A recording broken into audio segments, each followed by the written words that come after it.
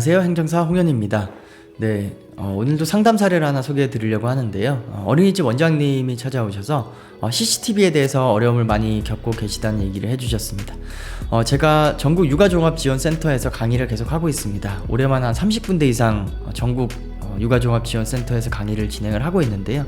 제 강의를 들으신 원장님만 약 3,000명 정도 되는 것 같아요. 그래서 아마 어떤 원장님이 이 영상을 보신다면 아마 보신 적도 있지 않을까 생각합니다.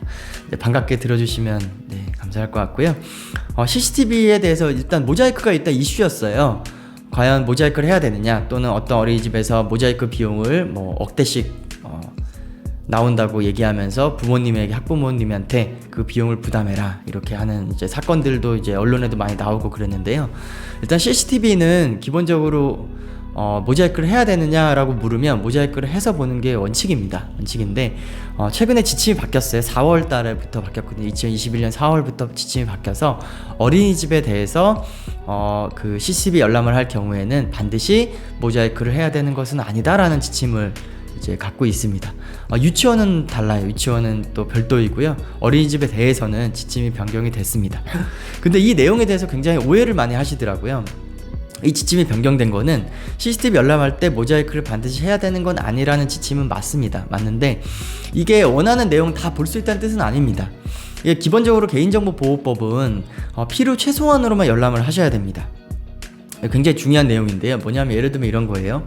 우리 아이가 뛰어가다가 이마가 찢어졌어요. 근데 우리 학부모님들은 이마가 왜 찢어졌는지를 모르니까 이마 왜 찢어졌는지, 또는 혹시라도 어떠한 잘못된 행위가 있었는지 학부모 입장에서 궁금하실 수 있죠. 그러면 원장님한테 당연히 청구할 수가 있습니다. 우리 애가 이마가 찢어졌으니까 어떻게 된 건지 CCTV를 확인하고 싶다. 그러면 원장님이 절차를 거쳐서 이제 CCTV를 열람을 할 수가 있는데요. 그렇다면 이 이마가 찢어진 부분, 아이가 뛰어가다가 넘어지면서 옆에 부딪혀서 이마가 찢어진 부분, 그 부분에 대해서 열람을 모자이크 하지 않고 열람이 가능하다라는 내용입니다. 그런데 찢어지면 만약에 이제 어떤 상황에 따라 다 다르겠지만, 만약에 학부모님이 원장님하고 사이가 안 좋다든지 어떤 여러 가지 이유가 있다고 한다면 이렇게 얘기할 수 있겠죠. 원장님 이마 찢어진 거 잘 봤고요. 어떻게 노는지 궁금하니까 하루치 전체 보겠습니다. 또는 어제 하루 종일 보여주세요. 이렇게 요구하는 경우에는 일단 요구 자체가 잘못된 것일 수 있고요. 요구를 들어주게 되면 들어주는 원장님도 문제가 있을 수 있습니다.